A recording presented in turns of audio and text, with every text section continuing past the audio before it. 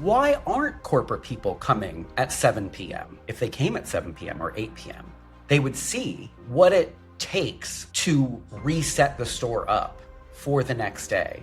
Because a lot of places, especially like mall stores, that's after work. Those can be your busiest hours. So like they would be seeing a different peak and the store's kind of a mess and everyone's scrambling, and they'd have a real sense of like, wow, this is what it takes to like run this business. I feel like all of our discussions up until now have talked about the field experience as a whole, as a collective. Like we talk about a lot about corporate versus stores, but just recently I came across some funny videos of basically retail folks making fun of if they're a closer, openers, and if they're an opener, then closer. So I asked you about it real quick via message, and you said it's a whole thing.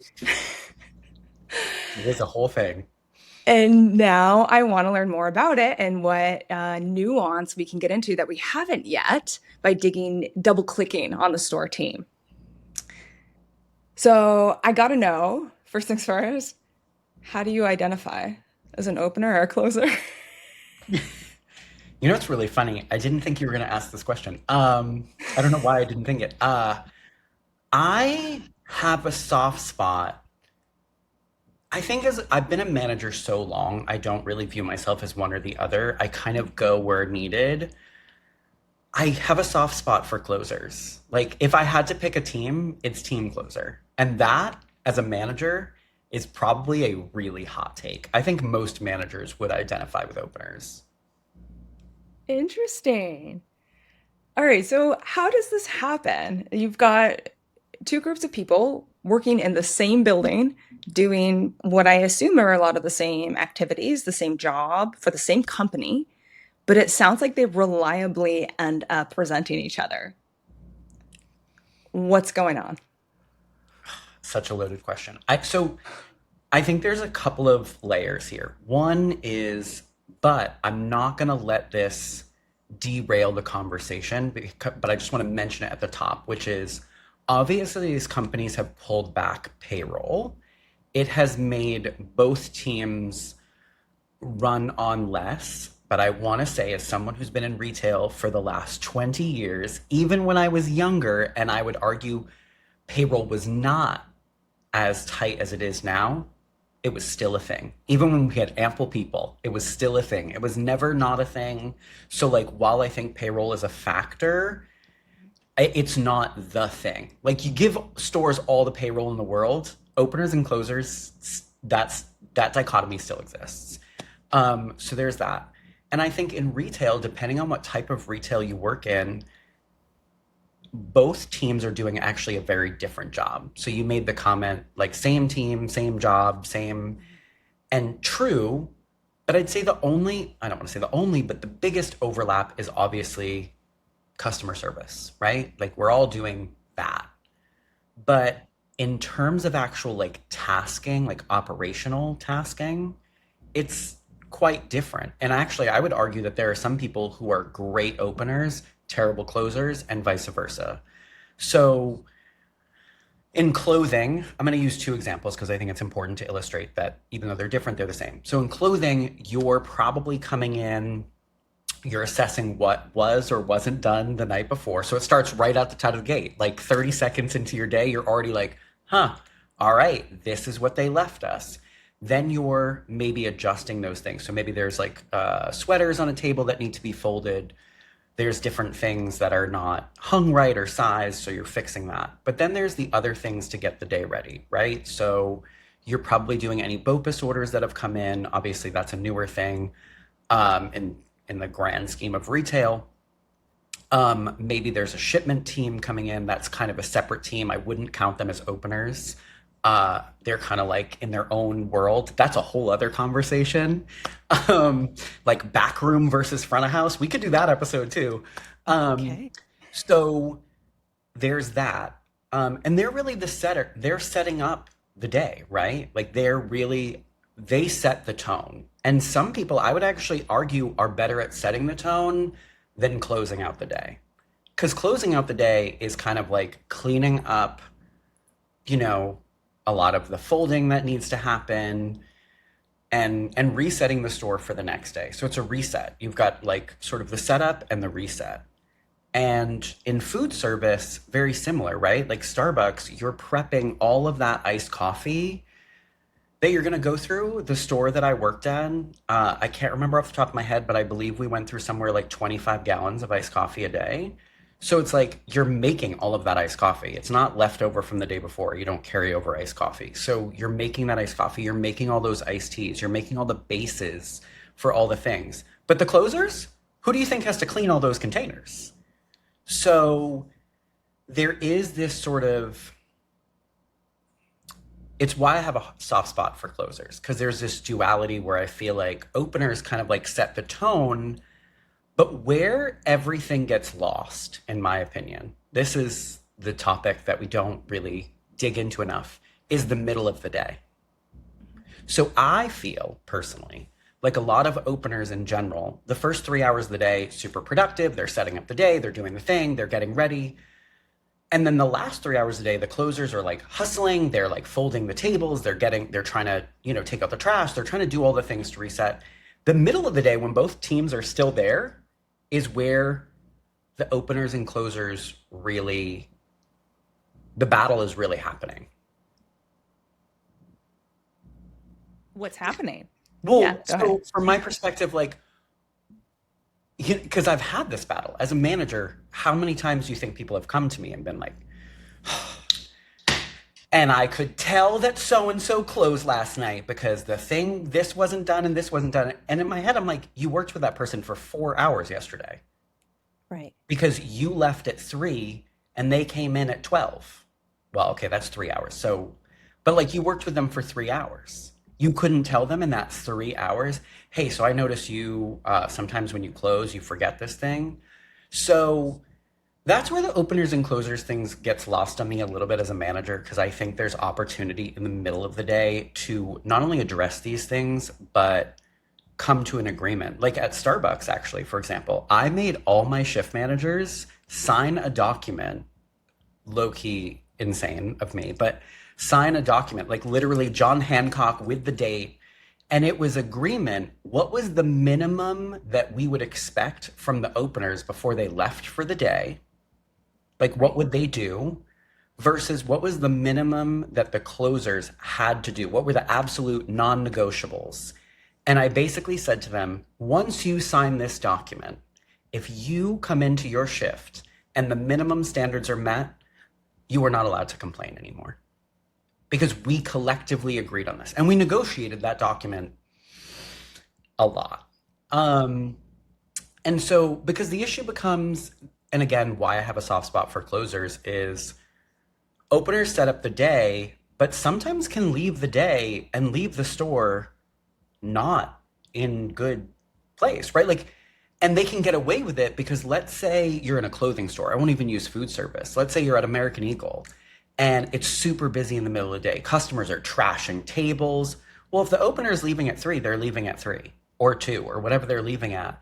And they're just going to be like, well, it was busy. I couldn't keep up with all the whatever. But then when they come in the next morning, they're like, they couldn't fix it all.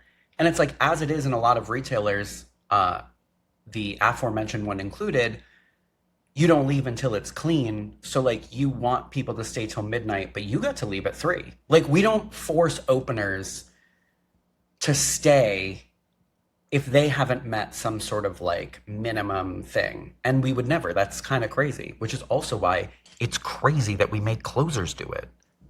Like that's my hot take everywhere. Closers should be allowed to leave when their legal shift ends. And if the store is on the floor, so be it. That's just the way it is. So yeah, I think a lot of the battle though is because there isn't sort of this agreed upon standard at certain times. The only standard is when we close, this is what it should look like. There's no Right. middle of the day standard. Um, so I think that's adding to it. I also think as managers, like one of the issues is like you really need to flip people sometimes. I'm not saying schedule them outside of their availability.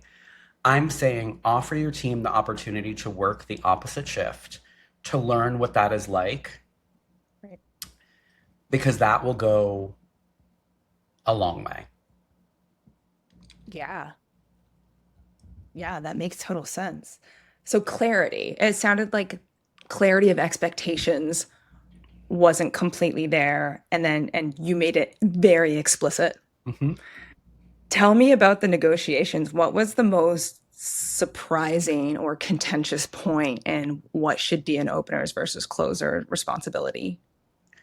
Well, so honestly, what was the most fascinating about it is it wasn't even actually openers versus closers. It was realizing that of the two or three people that were like just openers, basically, because here's the Mhm. thing, the easiest shift managers to negotiate in that were the people who did both. So the people who Right. both open shifts and close shifts, they were like the most malleable in terms of expectations. The people who only did I just open or I just close were the most like staunch in their like, this is how it should be. But the thing that was actually more fascinating than that was realizing we all come into work with our own internalized expectations of other people that, if not verbalized, turn into resentment.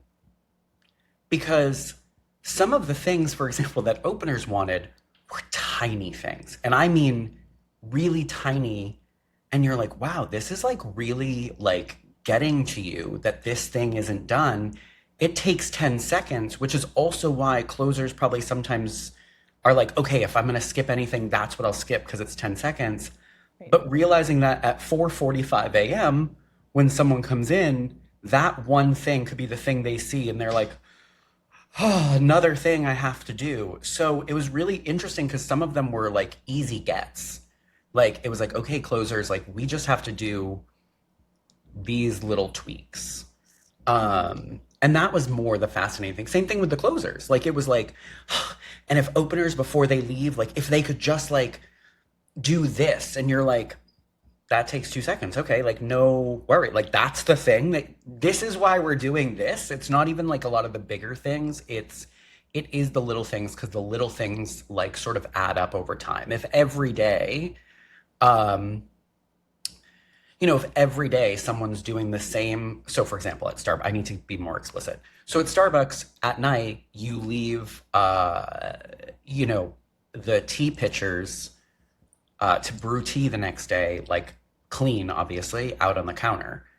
And one of the things that the openers wanted were like, make sure that the spigot is closed. Because at 4:45 in the morning, if I go to pour boiling water in there, I might forget it's open. And then you have boiling water over the counter. And everyone who's ever worked at Starbucks has done that at least 5 times. So we all know that that's annoying, but it's like that thing for a closer takes 3 seconds. And you're already washing the dishes, so you're already like running water through it, so you already know when it's closed or open.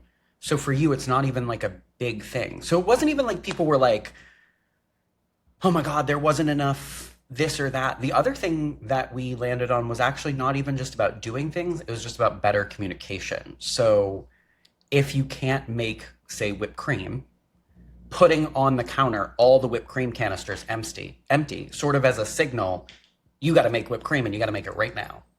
As opposed to realizing in your first hour, like, oh my God, I only have one canister left.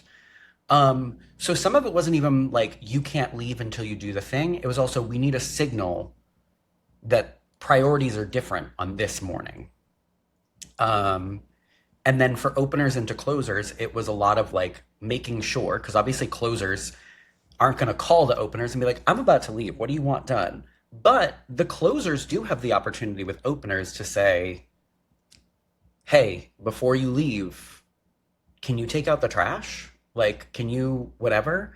So we agreed that no opener would ever leave without asking, and that no closer would lie and say that they were fine if they were not fine. Um, so relationship management 101. Communication. Yeah. Yeah. Did that help? Did that make a difference having that document and that clarity? It did. I think the other thing that helped, though, honestly, and I remember at Starbucks being in a district meeting with store managers and getting a lot of flack. This is why I say most store managers would say that they're openers. because in most retail brands, well, not most, but in like Starbucks, for example, opening is the busiest time. Uh, and so that's viewed as the most important. Uh, but the thing about Starbucks is if you have 7 people opening, that's a good amount. I would have loved 8 most days, but during peak. But then you only have 3 closing, and those closers have to do all the cleaning while still serving clients. Like you can't be like, we're just cleaning. But it's not like the openers are doing that same level of tasking and service. It's like very service focused. So once you close, you're doing this like weird split personality thing. And so I remember being at a district meeting and saying something about how closing was harder. You would have thought I said like a racial slur. Like you would have thought I said something completely crazy because the way everyone's head like whipped to the side towards me and was like, that's a crazy statement. Like closing so easy. And I remember being like, well, at my store, because what I did when we first had the battle was I decided to close 4 nights a week, which is like a lot for a store manager to do. And so I closed 4 nights a week and I was like, this is awful. Like, I just remember being like, this is stressful. Like, in a way that opening, it's not that opening isn't, but opening was stressful at Starbucks in a different way. It's about how busy you're getting, but you're Mhm. still focused on this, like, the customer. Like, but at night, you're like, oh my God, I have so much to clean, but also, oh my God, another woman's coming in for a hot chocolate. Like, please, everyone just go away for like 5 minutes so I can get something done. So there's that pressure. So having the non-negotiables helped. Having me working closing helped because also I said to shift managers, you can now be mad at me, uh, and then you can tell me what's wrong and what's a non-negotiable. But it also helped that I was able to then tell the closers because they liked me, and I was able to use that goodwill to be like, hey, listen, when you open and you don't do this, it really is annoying, and here's why.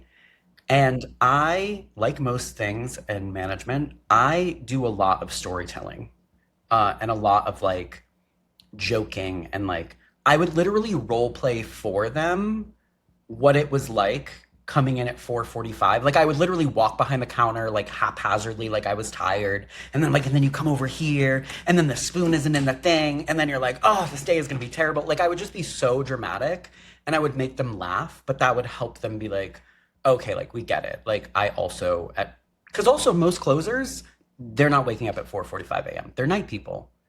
So when you explain that to them, they're like, "Ah, got it."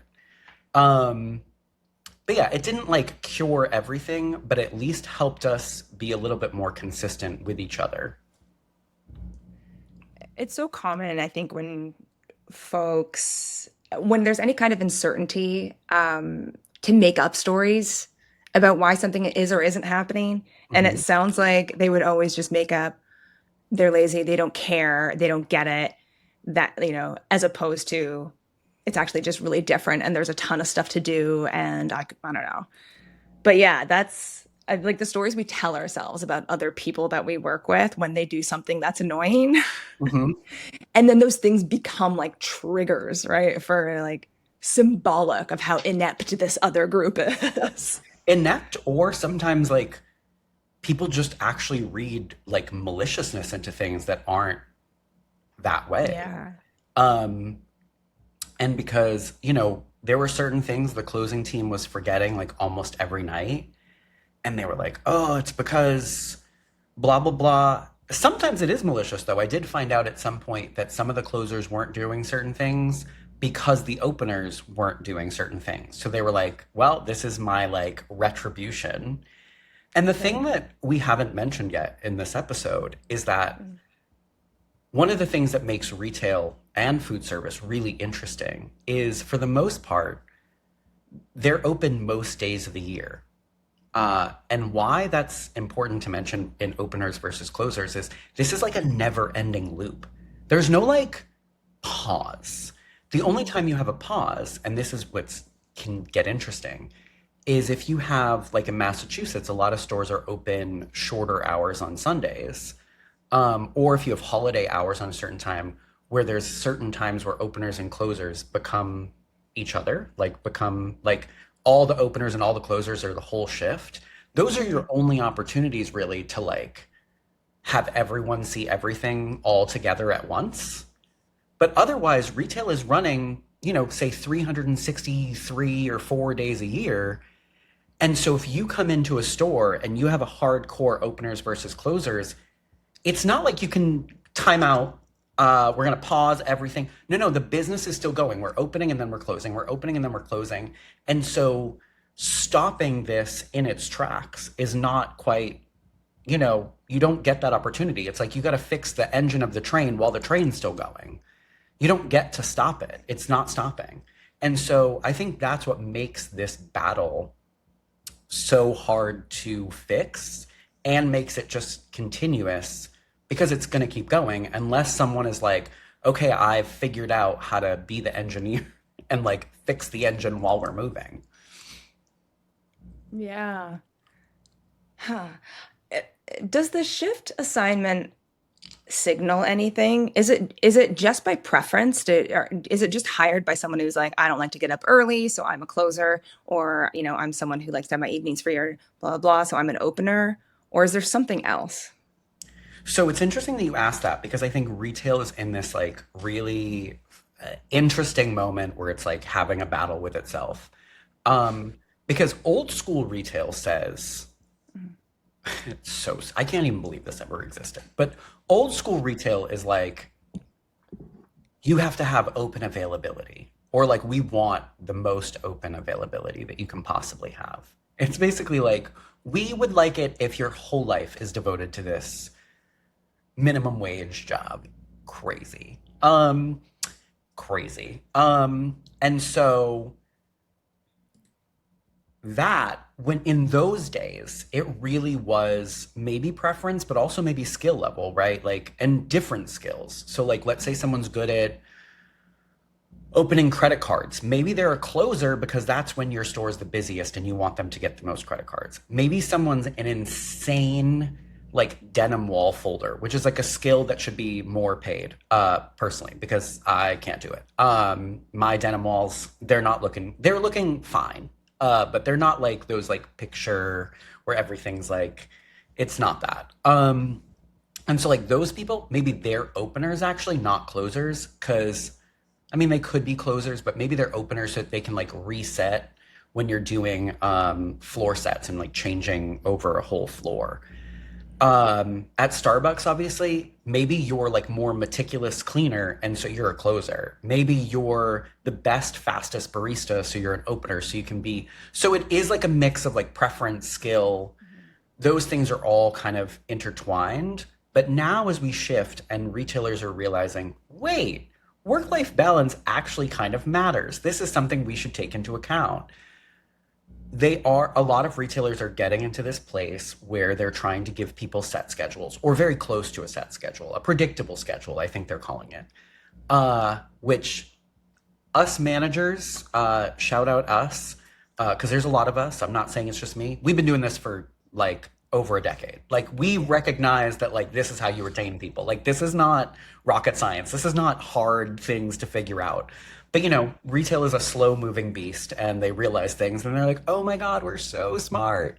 Um, it's like they've figured out the most basic human thing. Anyway, so they're doing this predictive scheduling. So now it really is going to be more about people's preference, probably.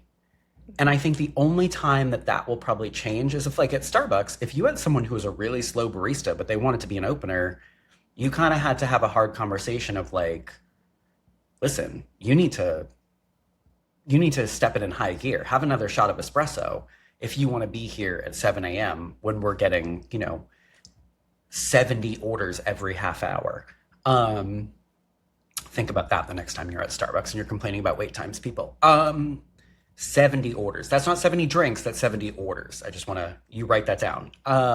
So, um, so I think it's very complicated. I think it's very different depending on stores. And I do think, though,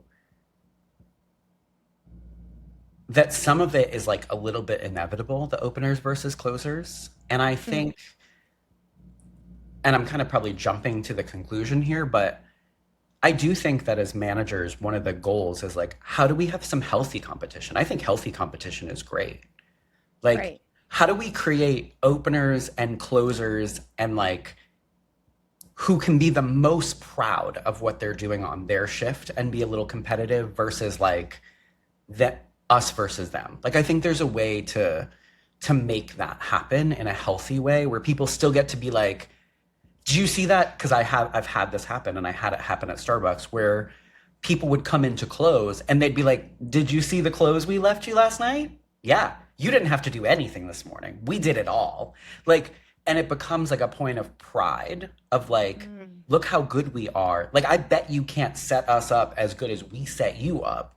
And that's where you really get the momentum of like a really strong team that's like vibing well and is Mhm. like proud of what they're doing versus the let's see who can like skip something the most to like really get at them. Um, like how do you flip that on its head? Which takes months, by the way, just so we're clear. Well, yeah. So to that point, I'm curious to know more about especially closers' relationship to leadership, Mm. corporate. As so, if you're a closer, you just inherently have less face time with your manager? Yeah. And that's well, that's the funny part about working at Starbucks. Me closing so much, literally several of the team commented they were like, we've never had a manager here with us this much. Like Yeah. get to know us, like who we are, like guide us, also like do the things they're doing. Like I'm cleaning the bathroom. I'm scrubbing those floor drains. My floor drains, the best floor drains you've ever seen. Like I'm getting in there. And it's just so we're clear, floor drains are disgusting.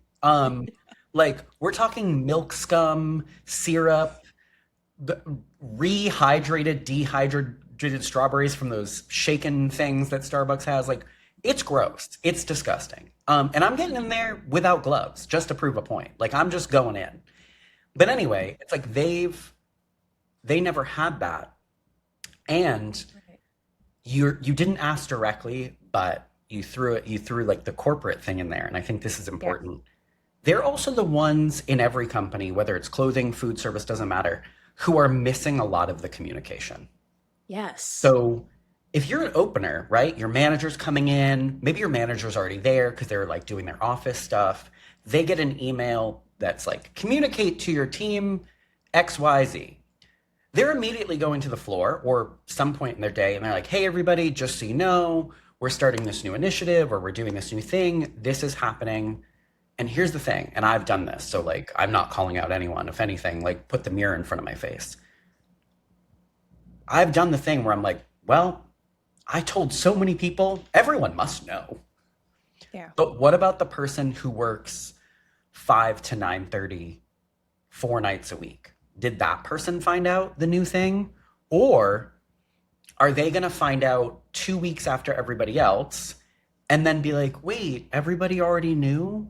Why did no one tell me? Why wasn't it? Yeah. And now you risk disengaging the person who, yeah, maybe they only work 12 hours a week, but maybe they're the best like store recovery person and they fold really well and they're really reliable. They work every like Monday, Wednesday, Saturday. They're like that person on the schedule you just love with your whole heart because you don't have to move them ever. They're just there like a locked in block. But now you've risked disengaging them because this isn't the first time they're the last to know something. This is like the 12th time. And I have done that as a manager. And I've actually had, luckily, good enough relationships with some people like that who will call me out and be like, Matt, this is like the 10th time. And their thing is, you left at 6. We had an hour together. Why didn't you tell me? And because in my brain, I'm like, I told so many people. It felt like I told everyone. Which personally, this is a very like archaic system I have. But personally, everywhere I've ever worked now, like for the last like probably 8 years, I keep a staff list that's literally staff list, and then it's columns, and then I add in like things in the columns like new folding standards, new drink recipe, whatever. And then I check off every time I tell the person. And that way I know who I missed because my brain, I don't think anyone's brain is that reliable to know with certainty, okay, I've communicated to everyone. And that way too, I can also set the standard of like, no, no, I checked my little box. I told you.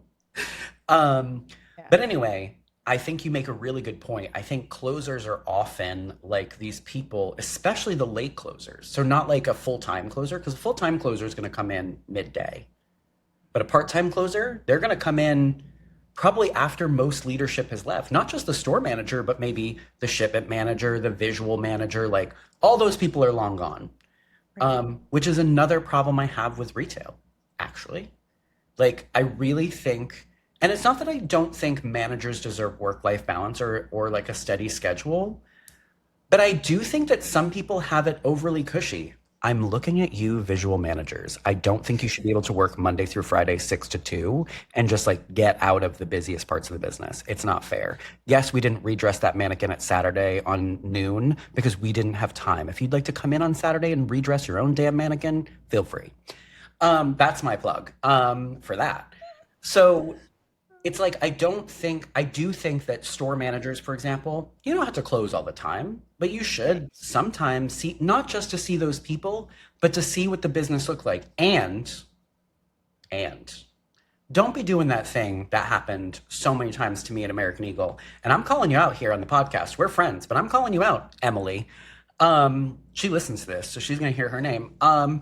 Don't do that thing where you're closing a retail store and you give yourself an extra closer because you're the store manager because you make the schedule. Don't do it. Because then you'll have an unrealistic vision of what closing looks like, and you're holding people to a standard they cannot reach because you had an extra person. They're like, well, when I close, it's like you walk, notice how it's perfect because you had like 12 extra hours of payroll. Let's be so for real right now. So close and do so the way you ask other people to close. And if it's uncomfortable, the way it was for me at Starbucks, one of the first things I did was have to shift the schedule a little bit and steal a little bit from the openers, not a whole person, just shift someone a little bit later so that they had coverage for breaks. So it wasn't two people on the floor like scrambling.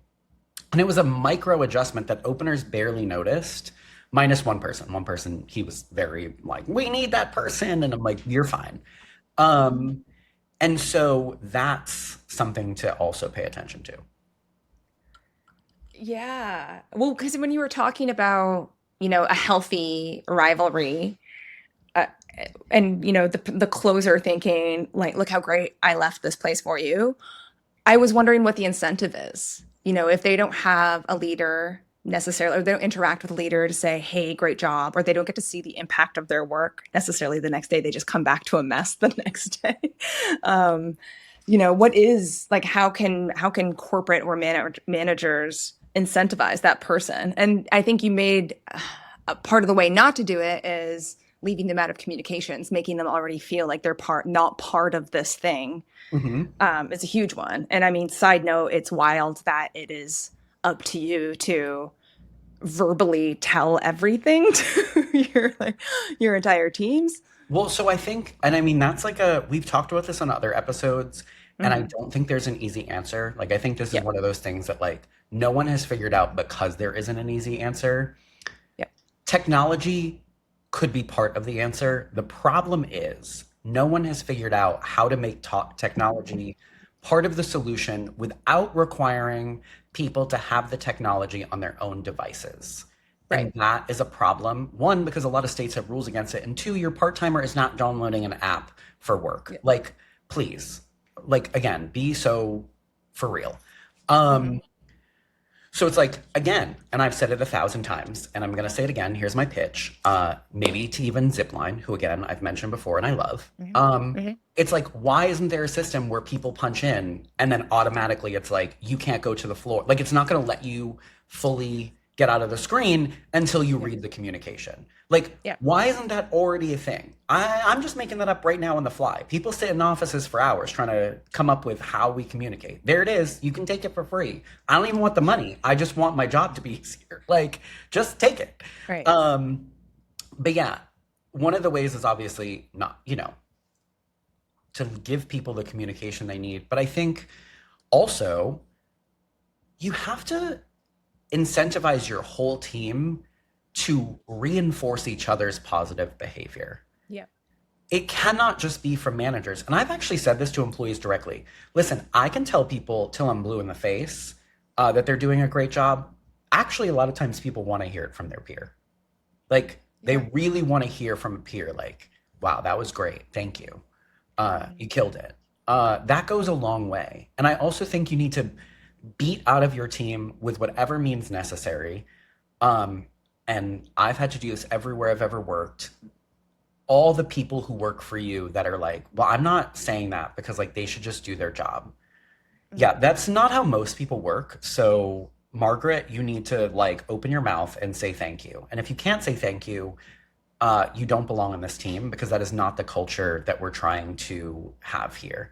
And I think you need to be that direct. Like, this is not the culture we're trying to create. We're trying to create a culture where we give each other props when we deserve it and we give each other honest feedback when we need it. And if you think everyone should just like do their job, you belong in an individual contributor role in an office where you're never going to work with people because that is the only realistic way you're ever going to get that. Fair point. I'm going to, I want to follow this thread of how things align with some of the corporate challenges we've talked about. Mhm. So, for example, what support is available to closers? So, after everyone from corporate has gone home, what if they have a challenge with tech, like an IT issue or a maintenance or something like that? Depends on the brand, but most places now have some sort of like emergency phone number. Okay. Um, or people just call their manager. I mean, luckily for me, a lot of places I've worked lately have had like some sort of emergency thing, and then it's just training your team what to do in that moment and not to call you because Mhm. it's like, "Well, I'm just going to tell you to call the number." Like, Yeah. so don't call me. I mean, the only time call me is if you know I have the answer quicker than they have the answer, like because it's something I've Mhm. dealt with, then maybe, maybe call me. Um, but if it's something I cannot help you with from remotely, like a tech issue, like just call the tech number. But Mhm. you also have to, again, and this involves communication, do they know where those resources are? Right. Or did you only communicate that to all the people who are on the opening shift and now the Yeah. closers are like, what do we do? Who do we call? Um, and Yeah. so that kind of is also part of the communication problem. Yeah. How about store visits? Do closers ever get store visits from execs or DMs? I I want to use this moment right now to preamble a future episode about you not working in retail. I'm going to use this moment because it's that exact question that is important. It should be an obvious question to everyone working in retail, but everyone in retail who listens to this is going to hear you ask that and be like, is she dumb? Because no, of course not. I don't think a closer's ever gotten a visit in their life. Um, because here's the thing. Let's say they're doing a big visit, like a big jet trip. Um, I love when I tell you that term. But so they're doing a big jet trip, and there's 8 executives coming, and they're all walking in the store. Let's say they plan to go to 5 stores that day. If they're running behind, they don't show up at 7 p.m. They just got that store off the list. They're like, oh, your store's not getting visited. We're getting back on the jet. We don't work past 6 p.m. Get out of here. And so that's also why closers, and that question you just asked rolls into a lot, right? Because that means also sometimes closers don't understand the intensity that openers have or managers have towards prep. Maybe until there's a visit and they're prepping for it, but then they prep for the visit and they don't get the reward of seeing how happy the CEO or whoever is. And, maybe the next night they're like, oh my God, how did it go? And then, and then the worst case scenario is they're like, oh, we got cut from the list because they're not coming here after 6 p.m. So like that question you're asking is such a good question because like, why aren't corporate people coming at 7 p.m.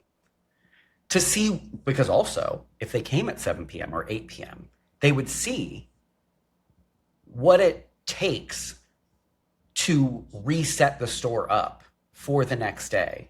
Because a lot of places, especially like mall stores, that's after work. Those can be your busiest hours. So like they would be seeing a different peak and the store's kind of a mess and everyone's scrambling and they'd have a real sense of like, wow, this is what it takes to like run this business.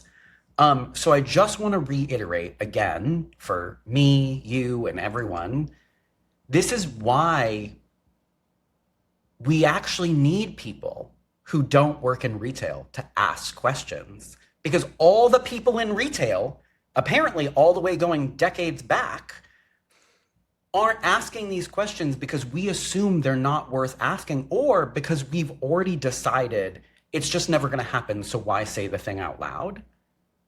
But it's a good question. It deserves to be answered and not even by me. I shouldn't even be the one to answer that question. Someone who's much higher than me should have to answer that question. And your answer shouldn't be, well, we got to get back on the jet. Like, Yeah. Well, it sounds like, thank you, by the way. um, it sounds like corporate is completely blind to the closer experience, mhm. except for maybe how it impacts the daytime experience. But do you think they're making that connection?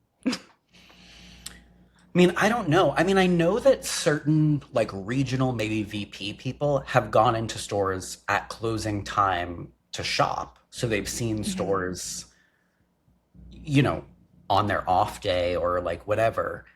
Mhm. And I've heard people say like, "Oh my God, they saw the store, um, and they were like upset." And I'm like, "Well, they saw reality." Because the thing is, most retail mall stores, this isn't every mall store. Every store is different. Every state is different. Every country is different.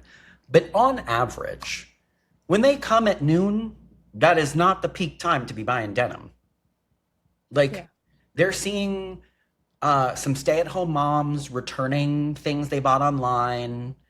They're seeing some like random like construction worker come in on his break and buy a new pair of socks.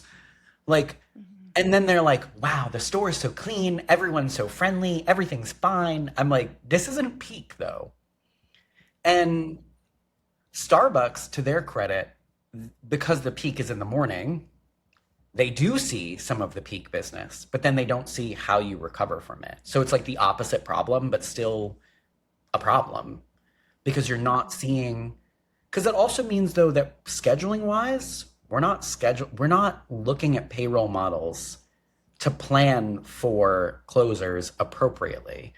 Right. And most companies, Old Navy did this, Starbucks does this, a couple other companies I can think of do this, where they want you to use most of your hours during peak time. And it's sort of like, the scheduling program will get angry at you if you try to like move it too far away from the peak time.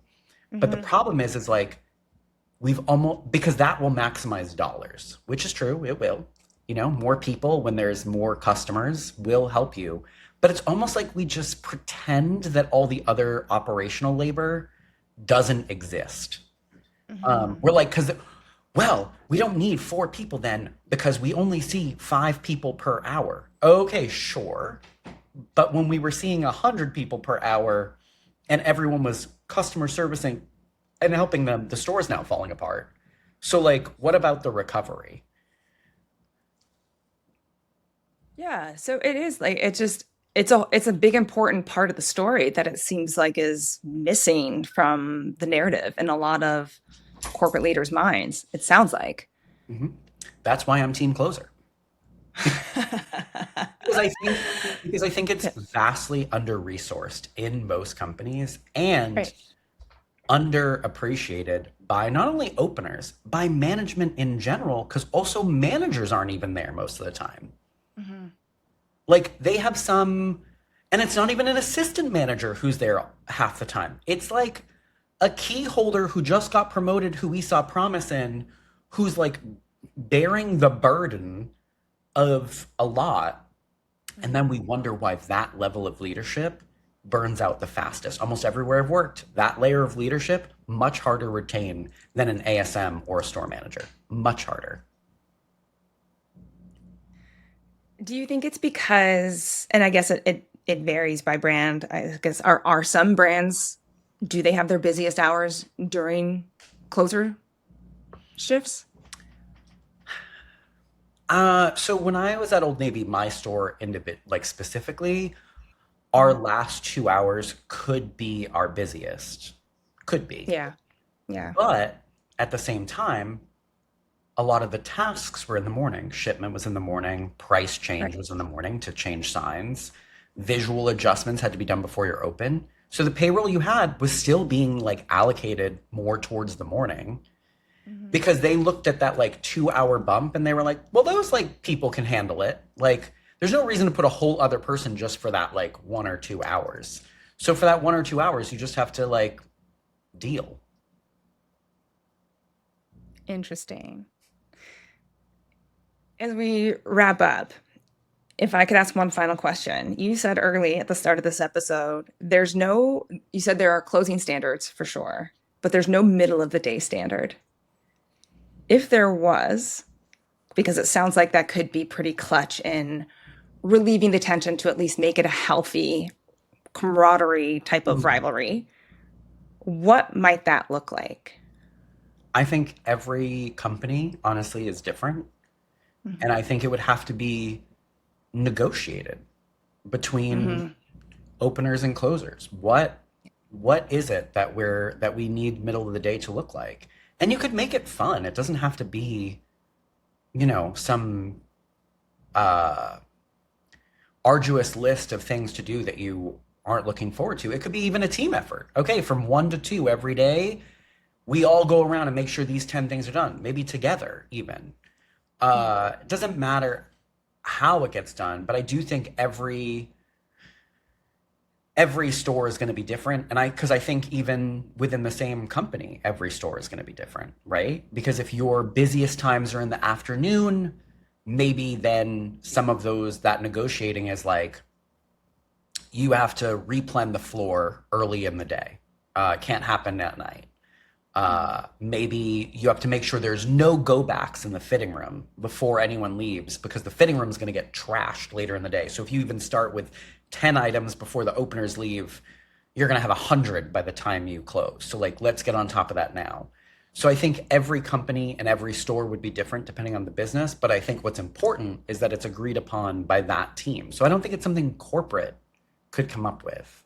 I think it's something every store team has to sort of agree with. And that's also where corporate standards need to be more flexible to individual stores' needs and business ebbs and flows.